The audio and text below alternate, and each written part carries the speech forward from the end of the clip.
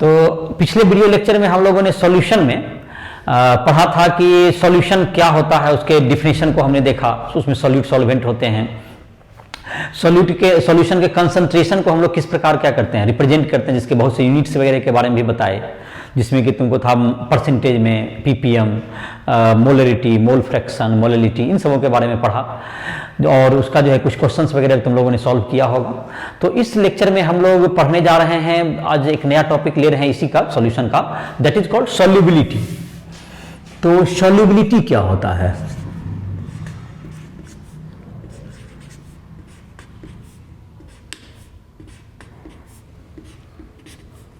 Solubility, तो solubility का मतलब ये हो गया कि द अमाउंट ऑफ, सॉल्युबिलिटी का डिफिनेशन छोटा सा लिख लेते हैं।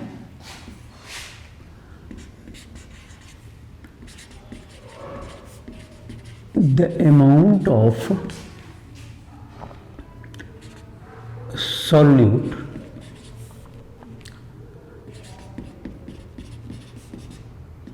dissolved in a solvent, dissolved in a solvent at a particular temperature, at a particular temperature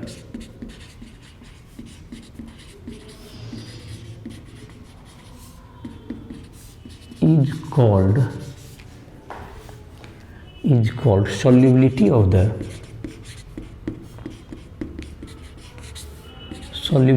solute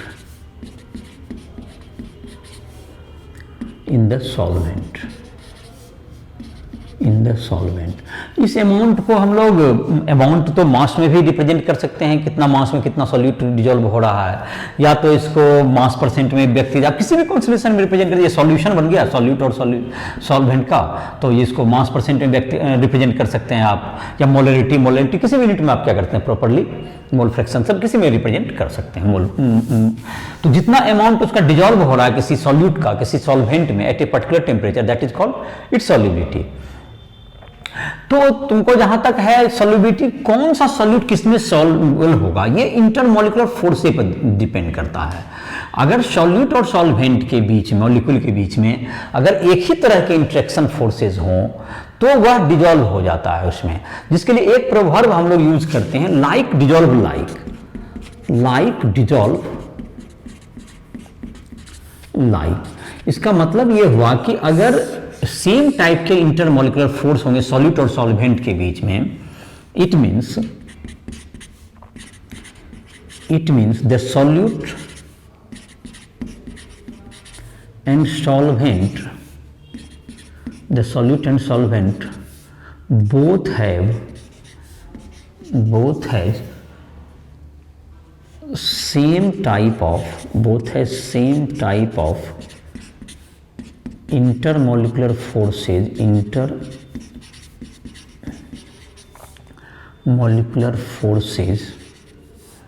dissolves in one another, एक दूसरे में क्या होंगे, डिजोल्व होंगे। जब उस दोनों में क्या हो, इंटरेक्शन फोर्सेस सेम हो। इसका मतलब जैसे कि वाटर है, तुमको water is a polar solvent, H2O है, H2O में H में क्या होता है, यहाँ प्लस होता है, O में क्या होता है, माइनस हो जाता है यहाँ पर कुछ। तो H2O क्या है तुम्हारा, ये H2O एक पोलर सॉल्वेंट, ये प्लस माइनस है, तो H2O is a polar solvent, ये पोलरिटी है इसमें, पोलर सॉल्वेंट। तो पोलर सॉल्वेंट है, तो इसमें तुमको, इसमें कैसे कम, जो या तो पोलर मॉलिक्यूल डिजोल्व होंगे, या तो इलेक्ट्रोवैलेंट में भी पोलरिटी होता है चार्ज का, तो वो दोनों होंगे। It means the polar covalent molecule और आयनिक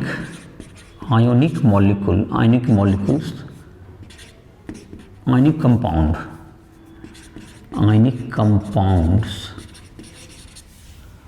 dissolves in water जो पोलर सॉल्वेंट में। तो पोलर सॉल्वेंट में कौन घूमेगा, जैसे पोलर का इक्विवेलेंट का जैसे कि मतलब यहां पर होगा dissolve in water, dissolve in water. In addition to this, in addition to this hydrogen bonding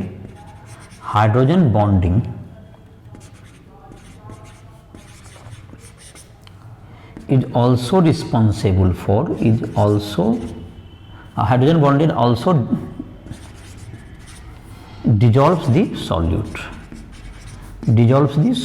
तो यहाँ पर 3 तरह के मॉलिक्यूल होंगे। जैसे वाटर को एक अच्छा सॉल्वेंट माना जाता है, बिकॉज यहाँ पर इसके इसको देखो वाटर में 3 तरह के, एक तो हाइड्रोजन बॉन्डिंग भी पाया जाता है, यहाँ पे हाइड्रोजन बॉन्डिंग भी है, H बॉन्डिंग भी है, इसमें H बॉन्डिंग भी पाया जाता है इसमें। तो H बॉन्डिंग वाला जो हाइड्रोजन बॉन्डिंग वाले कंपाउंड घुल जाएंगे।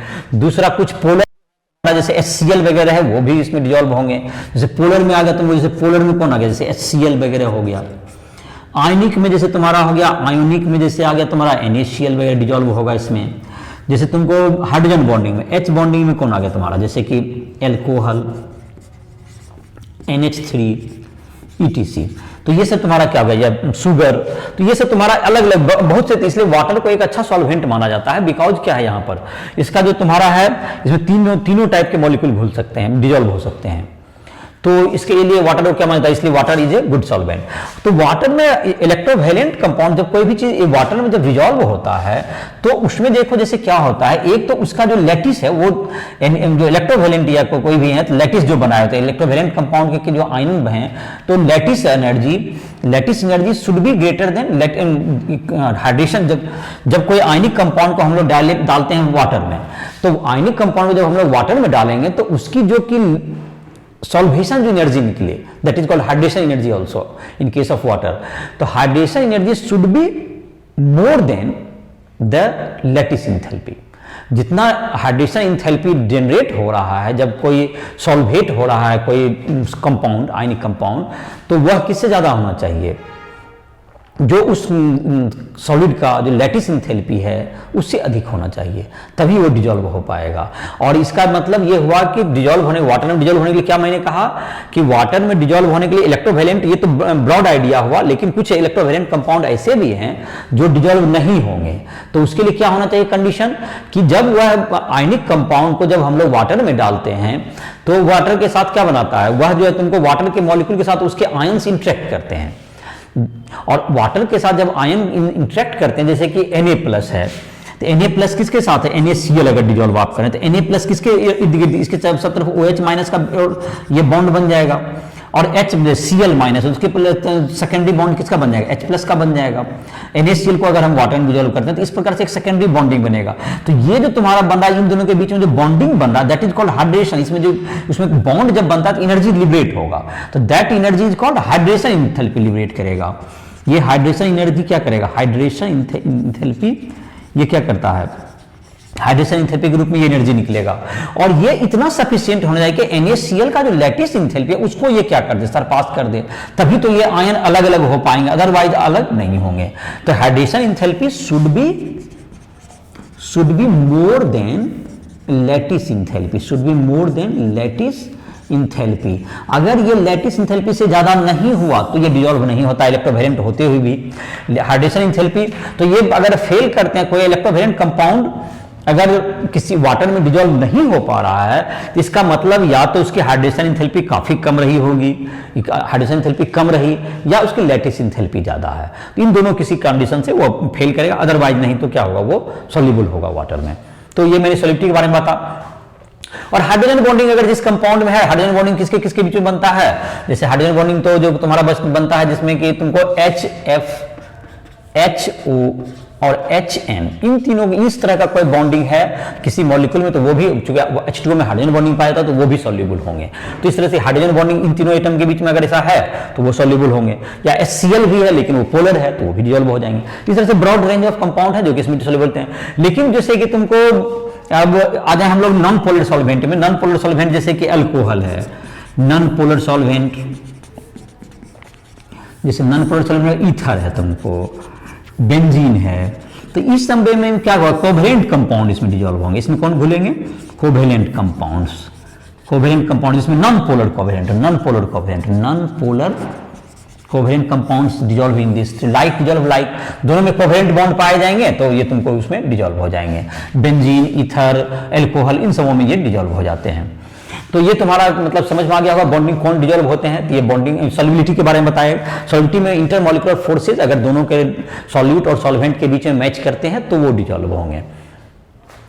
तो इसके अलावा जो जैसे कि हम लोग अब बात करेंगे कि जो सॉल्युबिलिटी पर टेम्परेचर, प्रेशर, इन सबों का क्या, इंटरमॉलिक्यूलर फोर्स की चर्चा कर ली है। तो इसका मतलब एक तो इफेक्ट जो सॉल्युबिलिटी पर जो डालता है, सॉल्यूट और सॉल्वेंट का नेचर ये डिपेंड करता है, जो कि इंटरमॉलिक्यूलर फोर्स का मतलब वही हुआ कि दोनों का जिस प्रकार का नेचर है उसके अकॉर्डिंगली अगर इंटरमॉलिक्यूलर फोर्स ज्यादा दोनों के बीच में मैच कर रहा है तो उसकी सॉल्युबिलिटी होगी और अच्छी खासी सॉल्युबिलिटी होगी, अमाउंट भी ज्यादा डिजोल्व होगा। और इसके कारण से एक क्या तुम्हारा हो गया कि लाइक डिजोल्व लाइक। तो नॉन पोलर में तुमको कौन, नॉन पोलर सॉल्वेंट में आपको आयनिक या तुमको नॉन पोलर जो कि कोवेलेंट बॉन्डेड भी कंपाउंड्स हैं नॉन पोलर होंगे, या तुम्हें कौन सा जो कि हाइड्रोजन बॉन्डेड होंगे, ये डिजोल्व होते हैं वाटर में। और अगर पोलर नॉन पोलर सॉल्वेंट है जैसे कि अल्कोहल, ईथर, ये सब होगा तो ये सब में तुम्हें क्या होगा, जिसमें कि non polar covalent bonded compound होंगे वो सब डिजोल्व होंगे। तो इसको मिटाना है, इसमें जो भी कॉपी करना है कॉपी कर सकते हो।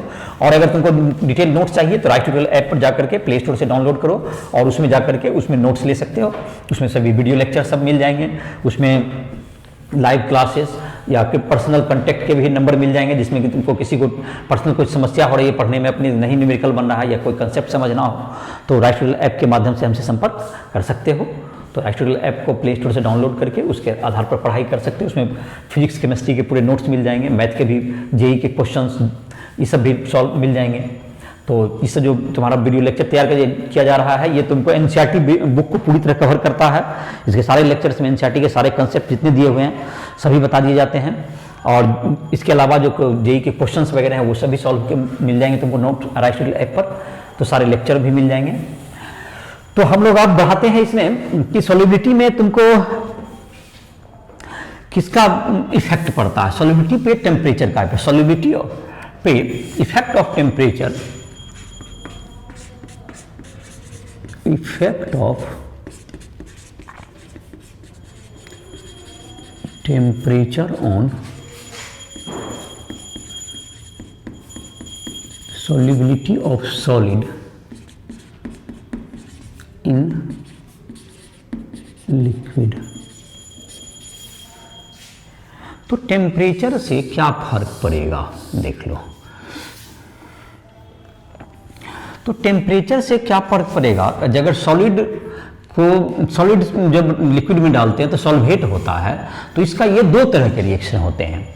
एक तो तुम्हें हो गया एक्सोथर्मिक हो सकते हैं या इंडोथर्मिक, दो तरह के। अगर तुमको इंडोथर्मिक हैं, सॉलिड को जब वाटर में डाले सॉल्वेट हुआ तो इसमें क्या होगा तुम्हारा, अगर वो एक्सोथर्मिक है तो ली चैटलियर प्रिंसिपल के मुताबिक क्या होता है कि जो कि अगर एक्सोथर्मिक प्रोसेस होगा तो ये जैसे क्या होता है सॉल्यूट, जबकि हमने सॉलिड को डाला लिक्विड में तो कुछ जो सॉलिड हैं वो लिक्विड के साथ क्या होता है, लिक्विड में सॉल्वेट हो जाते हैं।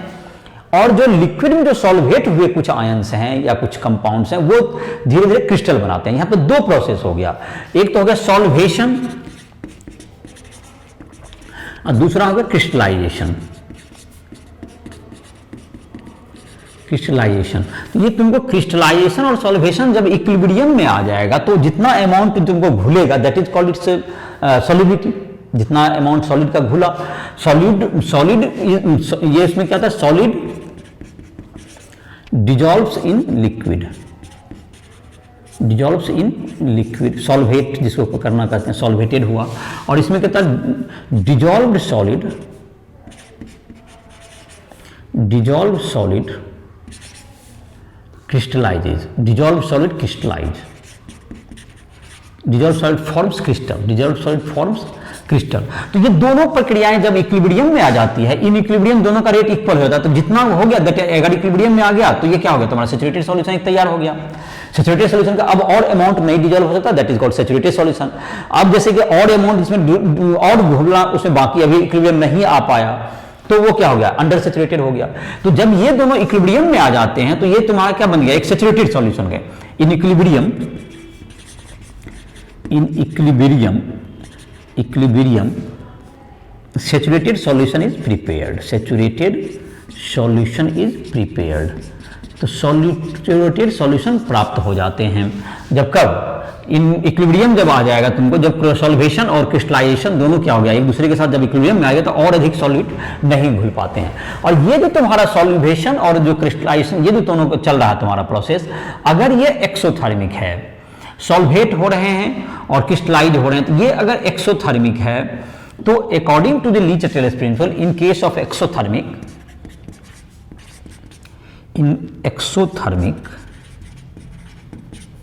in exothermic process, the temperature rises. In exothermic process the heat given, मतलब कि जितना ही अगर एक्सोथर्मिक में हीट निकलता है, that rise in temperature, the rise in temperature decreases solubility, जैसा कि तुम ली चैटलेस प्रिंसिपल के अकॉर्डिंगली अगर ये हीट लिबरेट हो रहा है तो ज्यादा टेम्परेचर देंगे तो ये मतलब कौन सा हो जाएगा, तुमको बैकवर्ड फास्ट हो जाएगा। एट जो यहाँ पर अगर हीट लिबरेट होगा तो ली चैटलेस प्रिंसिपल के मुताबिक अगर हीट लिबरेट होगा तो हीट लेकर के जो क्रिस्टलाइज होने वाला वो ज्यादा सॉल्यूशन में क्या होने लगेगा, ये उल्टा जो प्रक्रिया है तुमको ये शुरू हो जाएगा। तो ये किसको फेवर करेगा, तुमको ये फेवर करता है तुमको कि ये क्रिस्टलाइजेशन को तुमको फेवर करेगा, मतलब कि सॉल्वेट होना कम हो जाएगा। तो ये मतलब क्या हो जाएगा तुमको, ये सॉल्वेशन, अगर हीट तुम्हारा निकल रहा है इसमें, अगर ये एक्सोथर्मिक प्रोसेस है तो यह किसको फेवर करेगा, इसमें डिजॉल्व कम होंगे। डिजॉल्व जो है तुमको टेम्परेचर जब राइज करोगे तो वो जो ली चैटलेस प्रिंसिपल कहता है कि जिस कारण से इक्विलिब्रियम भंग होगा, जो इक्विलिब्रियम डिस्ट्रॉय होता है, उस काउज को समाप्त करना चाहता है। तो अगर टेम्परेचर आपने राइज किया है तो वो सॉल्यूशन इस ढंग से प्रोसीड करेगा कि वो टेम्परेचर को क्या कर सके, कम कर सके। और इसके लिए तुम्हें क्या करेगा, वो उसके जो अमाउंट जो डिजॉल्व थी पहले से वो किस में जाने लगेगा और क्रिस्टलाइज होने लगेगा। तो अमाउंट जो है और क्रिस्टलाइज होने लगेगा वो तुमको। तो टेम्परेचर जब तुम्हारा बढ़ जाएगा तो हीट लेकर के क्या करेगा वो, तो एक्सोथर्मिक में ये होगा। इन इंडोथर्मिक प्रोसेस में तुम्हारा क्या होगा, in endothermic process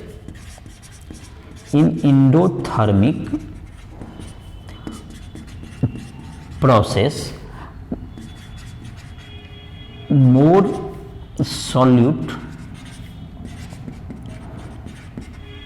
dissolves at higher temperature,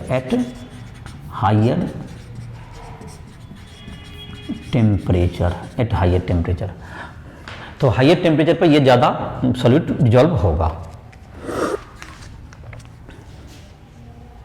higher temperature पर ज़्यादा डिजॉल्व होगा और लोअर टेम्परेचर पर ये तुमको मतलब क्या होगा, तो एक्सोथर्मिक जो होता है उसमें कौन टेम्परेचर फेवर करता है, वो लो टेम्परेचर फेवर करेगा। और एक्सोथर्मिक में ज़्यादा टेम्परेचर, इंडोथर्मिक में ज़्यादा टेम्परेचर है तो ज़्यादा डिजॉल्व होगा according to Lee Chatelier principal. ये तुम्हारा जो प्रोसेस है तुम्हारा, जो कि ली चैटलेस प्रिंसिपल, चूंकि ये इक्विलिब्रियम की बात कर रहा है, तो इक्विलिब्रियम के मुताबिक क्या हो गया, हीट अगर तुमको अगर ये सॉल्वेट होने पर अगर हीट जनरेट होता है, सॉल्वेट होने पर क्या हो रहा है, ये दोनों प्रोसेस में अगर क्या हो रहा है तुमको सॉल्यूशन में जब जाता है, तो इस प्रक्रिया में सॉल्यूशन से जब जा रहा है तो इसमें क्या निकल रहा है, तो ये जो तुम्हारा है सॉल्यूशन और क्रिस्टलाइजेशन। तो अगर क्रिस्टल मतलब अगर सॉल्वेट हो रहा है कोई और ये क्रिस्टलाइज हो रहा है, दोनों इक्विलिब्रियम में आ गया, तो उस स्थिति में अगर हीट जनरेट होता है जब डिजॉल्व करने पर, एक्सोथर्मिक प्रोसेस है, तो अगर क्या हो गया, एक्सोथर्मिक में अगर टेम्परेचर राइज करेंगे तो सॉल्युबिलिटी डिक्रीज करेगा सॉलिड का, और इंडोथर्मिक में वो इंक्रीज करता है। तो यही तुम्हारा हुआ। और no effect of temperature on, no effect of pressure, इसमें प्रेशर का कोई रोल नहीं है, इसमें तुमको नो इफेक्ट ऑफ प्रेशर। लेकिन अब गैस का जब हम लोग करेंगे तो ये तुम्हारा हो गया टेम्परेचर का साथ हो गया, दोनों तरह के होते हैं। और तुम्हारा क्या हो गया, इफेक्ट ऑफ कोई प्रेशर का इफेक्ट इसमें नहीं पड़ता है। तो अब हम लोग करते हैं इफेक्ट ऑफ, अगला करते हैं हम लोग, देखते हैं गैस की सॉल्युबिलिटी के बारे में बात करते हैं। अब ये तुम्हारा तो हो गया सॉलिड का जब सॉल्युबिलिटी, तो क्या हो गया एक्सोथर्मिक में, जैसे चीनी का घुलना पानी में, वो कैसा प्रोसेस हुआ, चीनी जो पानी में घुलता है तो वो कैसा प्रोसेस होता है, वो उसमें क्या होता है, पानी ठंडा हो जाता है, ऐसा याद समझ ही रहे होगे। इसलिए तो गर्मी के दिन में हम लोग क्या करते हैं, उसको घुला करके पीते हैं जिससे कि ठंडक होती है, मिलती है। तो जब इसका मतलब कैसा हुआ प्रोसेस, ये इंडोथर्मिक प्रोसेस हुआ। तो इंडोथर्मिक प्रोसेस है तो अगर हीट टेम्परेचर मोर टेम्परेचर पे ज़्यादा घुलेगा, ज़्यादा टाइम रहेगा, और कम पर क्या होगा, कम घुलेगा। लेकिन जिसमें कि तुमको जिसमें हीट लिबरेट हो रहा है, तो अगर टेम्परेचर उसको हाई कर दिया तो उसकी सॉल्युबिलिटी क्या हो जाती है, कम हो जाती है। तो हम लोग यहां पर लिख लेते हैं इफेक्ट ऑफ, पहले देख लेते हैं, और टेम्परेचर का अगर देख लें तो गैस पर देख लें, टेम्परेचर वाला ही पहले देख लो। इफेक्ट ऑफ इसका करते हैं, ये सॉलिड के बजाय क्या करते हैं इसको, सॉलिबिलिटी ऑफ गैस इन, यहाँ पर सॉलिड के बजाय क्या करते हैं, solid of in liquid solution. तो इसको कर लेते हैं इफेक्ट ऑफ प्रेशर का पहले देख सकते हैं, इफेक्ट ऑफ टेम्परेचर जैसे है तुम्हारा, effect of temperature on solubility of, solubility of क्या होगा तुम्हारा, यहाँ पर हो जाएगा गैस कर दो, सिर्फ हेडिंग ये बदल जाएगा, solubility of gas, solubility of gas in liquid. चलो तो इसी को डील कर लेते हैं। पहले टेम्परेचर का भी चर्चा कर भी रहे थे, इसकी चर्चा करते हैं। तो गैस जब कि हम लोग घोड़ाते हैं, गैस जब लिक्विड में जाता है, गैस इनटू लिक्विड जब बनता है, gas converted to liquid, gas जब सॉल्यूट होगा, तो जब सॉल्वेंट जब गैस जब पानी में किसी सॉल्यूशन में डाल रहे हैं लिक्विड में, तो गैस कन्वर्ट हो रहा है किसमें, लिक्विड स्टेज में जा रहा है। तो ये प्रोसेस में क्या होगा तुम्हें, इसमें हीट लिबरेट होगा। तो ये कैसा होगा तुम्हें, इट मीन्स कि ये तो हीट लिबरेट होगा, ये हीट लिबरेट होगा। तो ये कैसा प्रोसेस होगा, गैस अगर डिजॉल्व होता है तो गैस क्या होगा, गैस जो कि तुमको उसमें तो लेटेंट हीट छोड़ेगा, ये जो कि एनर्जी है उसको लिबरेट करते, ये हमेशा कैसा प्रोसेस होता है, एक्सोथर्मिक होता है। ये कैसा प्रोसेस होगा, हमेशा एक्सोथर्मिक प्रोसेस होगा। तो ये जो एक्सोथर्मिक प्रोसेस होगा, तो अभी जो मैंने चर्चा किया कि एक्सोथर्मिक प्रोसेस में क्या होता है, एक्सोथर्मिक प्रोसेस में टेम्परेचर राइजेज, इसका मतलब टेम्परेचर राइजेज क्या करेगा, temperature rises decrease the solubility, decreases the solubility of gas in liquid. तो ये जैसे जो अभी सेम जो कर रहे थे, ये हमेशा ही एक्सोथर्मिक होगा, ये बात है। तो ये हमेशा, ये गैस के लिए हमेशा ट्रू होगा। तो गैस के लिए क्या हुआ ट्रू, कि ये तुम्हारा जो है गैस हमेशा क्या होता है तुमको, गैस जो है तुम्हें हमेशा, जबकि गैस क्यों हमेशा एक्सोथर्मिक होगा, तो समझ रहा होगा कि गैस को जब आपने लिक्विड बनाया तो उसमें एनर्जी क्या होता है आपका, लिबरेट होता है। और जब एनर्जी लिबरेट होगा तो उसमें तुमको क्या होगा, ये एक्सोथर्मिक प्रोसेस होगा। और एक्सोथर्मिक के प्रोसेस में क्या होगा तुम्हारा, हीट लिबरेट होता है। और हीट जब लिबरेट करेगा तो वह क्या होगा, ज्यादा से ज्यादा क्या होगा अमाउंट उसमें, मतलब हीट लिबरेट करेगा। तो इसका मतलब जब टेम्परेचर राइज कीजिएगा तो हीट लिबरेट जब हो रहा है तो टेम्परेचर राइज क्या करेगा, उल्टा को फेवर कर देगा। तो गैस और मतलब कि लिक्विड क्या चीज बदलने लगा गैस में, तो जो कि लिचिट्रेस प्रिंसिपल के मुताबिक जो सेम अभी रीजन बता रहे थे, तो अकॉर्डिंगली क्या हो जाएगा तुम्हें, ये तुमको मतलब कि हाई टेम्परेचर पर कम गैस लिक्विड में डिजॉल्व होगा, लो टेम्परेचर फेवर करेगा, जो एक्सोथर्मिक का जो होता था, सेम चीज है यहाँ पे। अब है तुमको इफेक्ट ऑफ प्रेशर कर देते हैं, इफेक्ट ऑफ, ये तुम्हारा हो गया, ये इसको नोट कर लो। अब इसी में चर्चा करते हैं इफेक्ट ऑफ प्रेशर, इसको टेम्परेचर को बदल देते हैं, इफेक्ट ऑफ क्या कर लेते हैं इसको, प्रेशर। नेक्स्ट हेडिंग तुम लोग अपना लिख लोगे, effect of pressure on solubility of gas on liquid. Effect of pressure, solubility gas में अगर डाला जाए तो सॉलिड के केस में देखा होगा प्रेशर का तो कोई इफेक्ट नहीं पड़ता, उसका सॉल्युबिलिटी उसका कोई रोल नहीं है। लेकिन लिक्विड में जब गैस को जब डालेंगे लिक्विड में, तो गैस का अगर ऊपर से जैसे बर्तन में एक आपने दिया, एक यहां पर लिक्विड दे दिया, यहां पर ये लिक्विड हो गया, लिक्विड यहां पर क्या होगा, यहां पर कोई गैस आपने दिया तो किसी वेसल में, तो गैस जब अगर इसका प्रेशर ज्यादा होगा तो ये ज्यादा डिजॉल्व होगा, ये मोर प्रेशर, तो ये गैस धीरे धीरे कहां जा रहा है, लिक्विड में डिजॉल्व हो रहा है, ये लिक्विड में डिजॉल्व हो रहा है। तो अगर इसका प्रेशर ज्यादा होगा तो ज्यादा अमाउंट इसमें क्या होगा, डिजॉल्व होगा।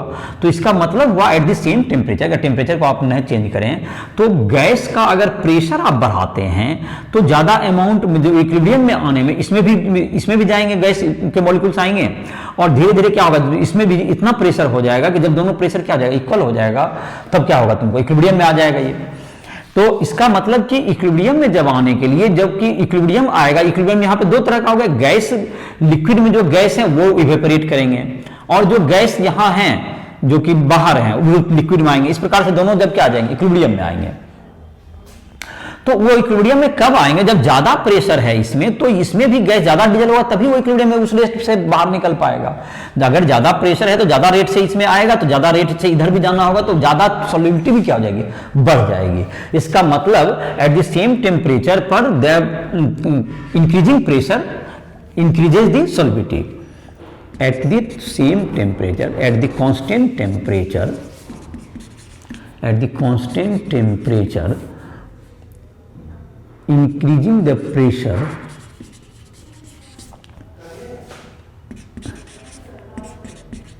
increasing the pressure increases the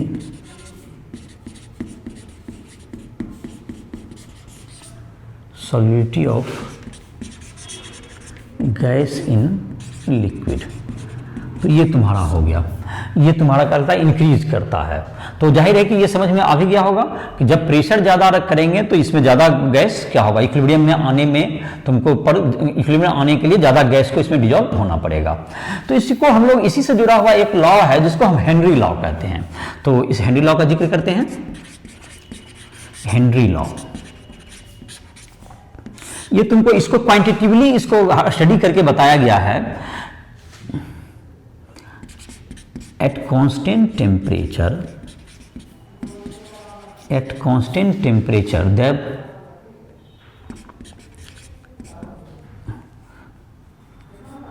the mole fraction of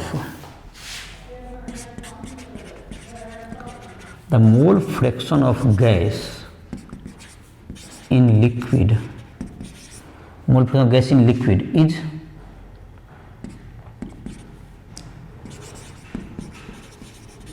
directly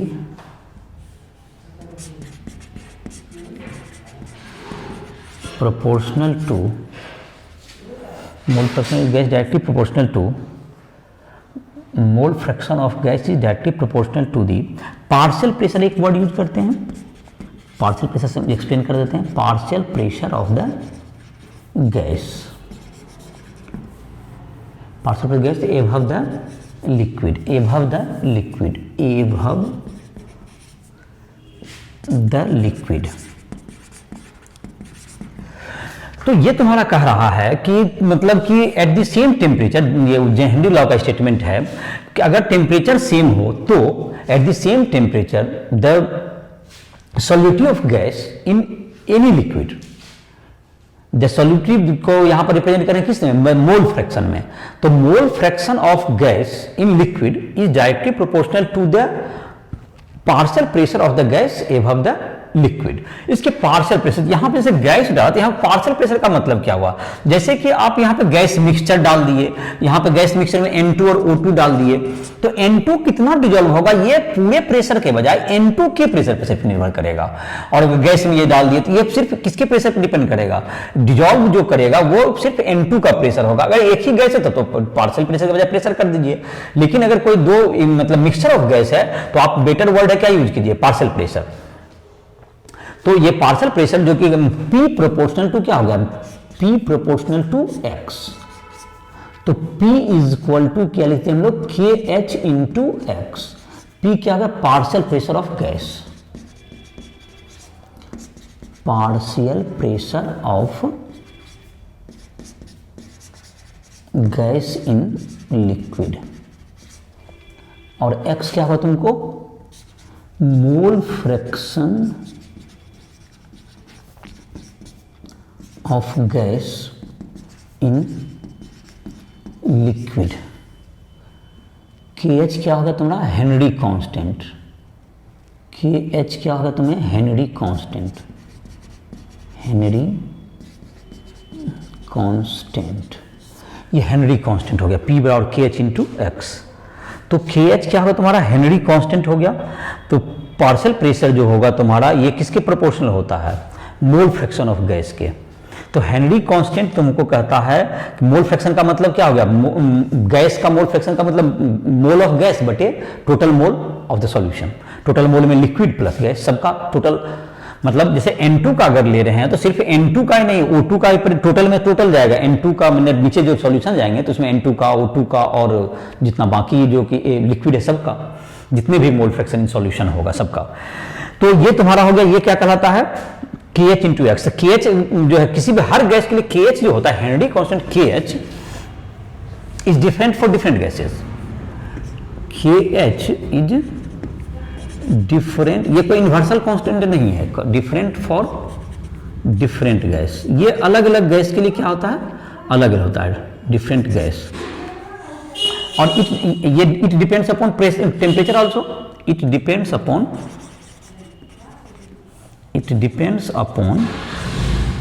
temperature also. ये टेम्परेचर पर भी क्या करता है, डिपेंड करता है KH। और KH जिसका ज्यादा होगा, जैसे P बराबर KH इंटू एक्स है, तो जिस गैस का जैसे KH ज्यादा होगा उसकी एक्स क्या होगी, कम होगी। इट इज मोर, ये ज्यादा है सेम प्रेशर पर, तो ये क्या होगा, लेस होगा, सॉल्युबिलिटी लेस होगा।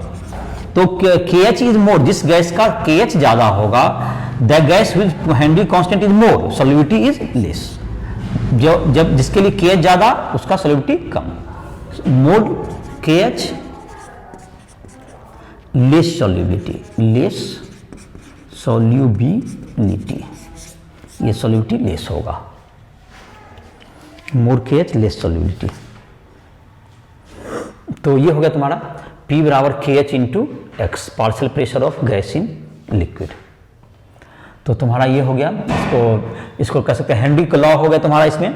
और तुम्हारा क्या हो गया, इसके साथ हो गया तुम्हारा ये तुमको इफेक्ट। तो अभी तक जो पढ़ा है आज, सॉल्युबिलिटी का क्या होता है, solubility the amount of substance कोई भी जो कि किसी सॉल्यूशन सॉल्वेंट में एक पर्टिकुलर टेम्परेचर पर डिजॉल्व हो सकता है, वो उसकी सॉल्युबिलिटी कहलाती है। सॉल्युबिलिटी किस पर डिपेंड है, सॉल्यूट और सॉल्वेंट के भी जो इंटरेक्शन फोर्स है उस पर डिपेंड करता है। वो ज़्यादा है तो वो ज़्यादा सॉल्युबल होगा, कम है दोनों के बीच का इंटरेक्शन फोर्स अगर मैच नहीं कर रहा है तो सॉल्युबल नहीं होगा। ये इंटरेक्शन फोर्स पर डिपेंड करता है, जिसको हम लोग लाइक डिजॉल्व लाइक भी कहते हैं। उसके बाद हमने सैचुरेटेड सॉल्यूशन के बारे में बताया कि जिसका जितना अमाउंट, मैक्सिमम अमाउंट जितना किसी सॉलिड में लिक्विड में डिजॉल्व हो सकता है सॉल्वेंट में, वो उसका क्या कहलाता है, एक सैचुरेटेड सॉल्यूशन बनाता है। उसके बाद था तुम्हारा क्या कहते हैं, एक है तुम्हारा पार्शियल प्रेशर। उसके बाद था तुम्हारा कहते हैं इफेक्ट ऑफ टेम्परेचर, सॉलिड जब लिक्विड में डालते हैं, सॉलिड को जब डिजॉल्व कर रहे हैं लिक्विड में, तो टेम्परेचर बढ़ाते हैं तो सॉल्युबिलिटी क्या होती है, घटती है अगर एक्सोथर्मिक है, और ये सॉल्युबिलिटी बढ़ जाती है अगर इंडोथर्मिक है, तो टेम्परेचर बढ़ाने पर। ये याद रखना आपको, रिजल्ट हो गई।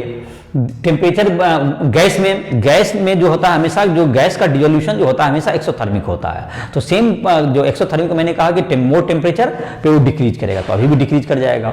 दूसरा कह रहे थे कि अभी जो है प्रेशर के बारे में बात किए, तो गैस का जब सॉलिड पे, तो सॉलिड के सॉल्यूट तो कोई फर्क नहीं पड़ता प्रेशर का, लेकिन गैस अगर डिजोल्व कर रहे हैं तो इसमें क्या होगा, अगर प्रेशर बढ़ाते हैं गैस का तो उसकी सॉल्युबिलिटी बढ़ती है। और सॉल्युबिलिटी क्या होगा, जिसको हम लोग इसको सॉल्युबिलिटी को किस रूप में यहाँ पे हेनरी लॉ में किस में रूप में दिखा गया, मोल फ्रैक्शन के रूप में दिया गया है। तो partial pressure is equal to KH into x. और इसके 3 यूज दिए गए हैं तुमको, जो है जिसके जो सॉल्युबिलिटी का 3 तुमको एक प्रैक्टिकल एग्जांपल दिया गया है, जैसे कि तुमको इसको नोट डाउन कर सकते हो, और डिटेल नोट्स के लिए तुम right tutorial app play store से डाउनलोड करके उसमें भी जा करके उसमें भी पढ़ाई स्टडी कर सकते हो, उसमें और भी बहुत सी सुविधाएं मिल जाएगी। तो अभी बता रहे थे इसमें 3 एग्जाम्पल दिए गए हैं, 3 एग्जाम्पल जो कि तुम्हारे बुक में दिए हुए गए हैं, जिसकी चर्चा मैं कर देता हूं। एक तुम्हारा था, एक तो स्कूबा डाइवर का बात है, जो कि समुद्र में जो कि गोताखोर जो कि अंदर डाइव करके जो अंदर जाते हैं, उसमें उसकी सॉल्युबिलिटी के बारे में चर्चा की गई है। गैस को ले जाने की जरूरत पड़ेगी, उसमें एक चर्चा है। दूसरा है तुमको एक जो सॉफ्ट ड्रिंक हम लोग है उसमें जो कि CO2 गैस डिजोल्व कराते हैं, और एक होता है तुमको एट हाई एल्टीट्यूड पर। तुम्हारा एक जो चर्चा है एप्लीकेशन है सबका, एप्लीकेशन में एक चर्चा किया गया पहला, वह तुमको हाई प्रेशर पर हम लोग क्या करते हैं, CO2 गैस को अगर ज्यादा soft drink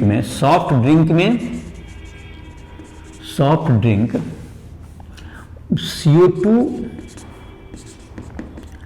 dissolves at high pressure.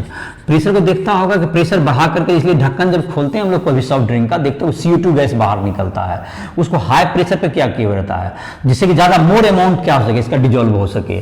More amount of CO2 high pressure रहने से ज़्यादा मोर अमाउंट डिजॉल्व्स, अगर मोर अमाउंट डिजॉल्व होगा। दूसरा तुम्हारा था डाइवर का है, तो इसका जैसे डाइवर चूंकि सी में जाएगा तो वहां पर pressure rises at the bottom of sea, pressure rises at bottom of sea. पानी के अंदर जाओगे तो उसमें क्या होता है तुमको P बराबर P0 प्लस रो जी एच करके एटमॉस्फेरिक प्रेशर जो कि पढ़ा भी होगा। P इक्वल टू क्या होता है एटमॉस्फेरिक प्रेशर प्लस क्या होगा तुम्हें रो जी एच, ऐसा करके पढ़ा होगा तुम क्लास 11 का जो कि तुम्हारा फिजिक्स में पढ़ा होगा। तो एटमॉस्फेरिक प्रेशर से ये प्रेशर नीचे अंदर बढ़ गया, जब प्रेशर बढ़ जाएगा तो उसकी सॉल्युबिलिटी भी गैस क्या हो जाएगी, तो सॉल्युबिलिटी इंक्रीज राइजेज, सॉल्युबिलिटी क्या हो गया solubility rises, solubility rises, solubility of gas increases. तो प्रेशर बढ़ेगा तो सॉल्युबिलिटी ऑफ गैस इंक्रीज कर जाएगा। तो ये जब लेकिन जब ये डाइवर जब ऊपर आएगा तो क्या होगा कि जो गैस एक्स्ट्रा जो चले गए फिर तो प्रेशर एकाएक डाउन हो जाएगा। तो जब एकाएक गैस क्या होगा बाहर निकलना चाहेगा, जैसे ही वह बाहर निकलेगा तो उसका क्या होगा प्रेशर फिर डाउन होगा। तो एकाएक जब डाइवर जब बाहर निकलता है तो उसके अंदर में जो कि ब्लड में जो है, जो ब्लड में ज्यादा डिजॉल्व थे ऑक्सीजन नाइट्रोजन जो एयर, अगर ऑक्सीजन नाइट्रोजन जो कि ज़्यादा उसकी सॉल्युबिलिटी होती है कंपैरेटिवली, तो जितना सॉल्युबिलिटी होता है तो उससे जो कि हम लोग के अभी एटमॉस्फेयर जितना ब्लड में हम लोग का जितना एयर होगा उससे अधिक एयर उसके उस डाइवर के ब्लड में होगा, बिकॉज कि वहां पर प्रेशर क्या था ज़्यादा था। लेकिन जब प्रेशर घटेगा तो वह एकाएक क्या होना चाहेगा बाहर निकलना चाहेगा जो N2O2 है। तो इस स्थिति में वह क्या करता है N2 का मतलब कि जो ब्लड में एक मतलब कि तुम्हारा क्या कह सकते हैं बुलबुला टाइप का बनेगा, जैसे कि जो कि कहते हैं सोप बबल टाइप का जो होता है, तो जिसके कारण कि काफी क्या हो जाता है ये तुमको फैटल भी जानलेवा भी हो सकता है और काफी दर्द करता है ये। तो इससे बचने के लिए क्या किया जाता है, इस बचने के लिए ये जो तुम्हारा कहते हैं इसको कहते हैं इस सिचुएशन को बेंड्स कहते हैं। तो इस बेंड से बचने के लिए क्या करेगा, इस सिचुएशन को जो कि फैटल भी हो सकता है और काफी पेनफुल भी होता है ये, जबकि उसमें N2 का क्या बन जाएगा उसमें जो है बबल बनेगा तुम्हारे ब्लड में, तो ये काफी पेनफुल और फैटल भी हो सकता है, बहुत बार जान भी जा सकती है इससे। तो इससे बचने के लिए क्या किया जाता है, इसके गैस में हीलियम मिला दिया जाता है, जिसकी हीलियम की सॉल्युबिलिटी क्या होती है लो होती है। तो हीलियम करीब करीब 11% होता है, उसके बाद N2 करीब करीब N2 रहता है और 30% करीब करीब O2 देता है, बाकी N2 दे देता है। इस मिक्सचर का प्रयोग करके क्या बनता है, तो मतलब कि तुमको N2O2 तो ऐसे भी रहता था, लेकिन इसमें 11% के आसपास क्या मिला जाता है इसमें डाइवर के जो डाइवर जाते हैं उसका जो हम लोग जो दे रहे हैं बाहर से जो उसको सांस दे रहे हैं हवा दे रहे हैं, क्योंकि समुद्र में पानी में तो उसको उतना ऑक्सीजन मिल नहीं पाएगा, तो उसके लिए क्या करते हैं हम लोग उसको जो बाहर से जो कि जो हम लोग टैंक दिए हुए जिससे कि उसको सांस दी जा रही है उसमें कुछ हीलियम मिक्स कर देंगे। तो उससे क्या होगा हीलियम की चूंकि सॉल्युबिलिटी कम होती है तो उसको इस तरह की सिचुएशन आने की संभावना क्या हो जाएगी, कम हो जाएगी। जो बेंड आने की संभावना है, जो कि नाइट्रोजन का जो बबल बन रहा है उसकी संभावना घट जाएगी और इसलिए उसमें हीलियम मिक्स किया जाता है। तो तुम्हें पूछा जाता है हीलियम क्यों मिक्स किया जाता है, क्योंकि हीलियम की सॉल्युबिलिटी क्या होती है कम होती है। तो जब एकाएक जब ऊपर आएगा तो उसमें ज्यादा अमाउंट ऑफ एयर नहीं रहेगा जिससे कि बेंड टाइप की सिचुएशंस क्या हो सकता है बचा जा सकता है। एक तो ये हो गया। तीसरा होता है कि जो हाई एल्टीट्यूड पर जो पर्सन होते हैं, अगर तीसरा जो तुम्हारा था हाई एल्टीट्यूड पर, हाई एल्टीट्यूड मतलब पहाड़ वगैरह पे जो लोग रहते हैं उसके जाहिर पहाड़ पे क्या हो गया एटमॉस्फेरिक प्रेशर डाउन हो गया, ऊपर जैसे जैसे आप राइज करते हैं तो नीचे जैसे कि समुद्र में गए तो पानी में प्रेशर बढ़ा, ऊपर जाने प्रेशर क्या होता है राइज प्रेशर घटते जाता है। तो प्रेशर जब घटते जाएगा तो क्या हो जाएगा, इसका प्रेशर जब घटते जाएगा तो इस स्थिति में क्या होगा, तुम्हारा प्रेशर अगर घट रहा है ऊपर जाने पर तो पहाड़ पर जाने पर क्या होगा उसका प्रेशर कम हो गया तो उसके जो ब्लड में जो है ब्लड में जो एयर की मात्रा होगी हाई एल्टीट्यूड पर जो कि पहाड़ पर है वो घट जाती है।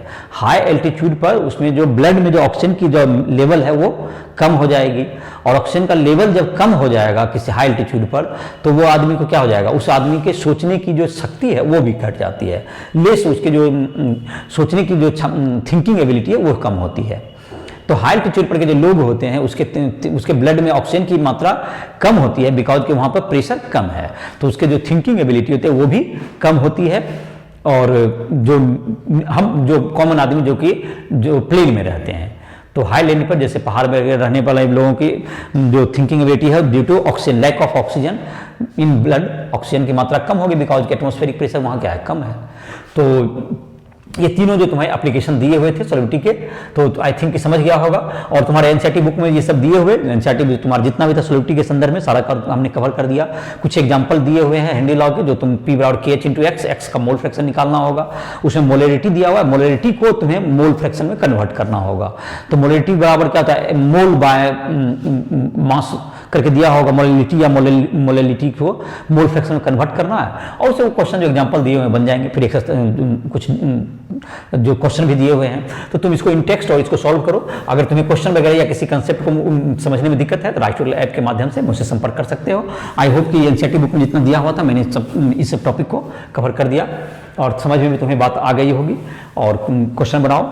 उसके बाद नेक्स्ट जो टॉपिक है, जो इस चैप्टर का जो हम लोग नेक्स्ट लेक्चर में स्टार्ट करेंगे, जो काफ़ी इंपॉर्टेंट टॉपिक होगा, vapour pressure of liquid solution, of मतलब सॉलिड लिक्विड सॉल्यूशन, इन सबों के वेपर प्रेशर की चर्चा होगी, जो कि नेक्स्ट हमारा इस चैप्टर का अहम भाग होगा। तो इस लेक्चर को अब समाप्त करते हैं। ये तुम लोग अपना क्वेश्चन बनाओ, एक्सरसाइज से ही बना सकते हैं, इन टेक्स्ट भी है। तो इसी के साथ लेक्चर समाप्त कर रहे हैं।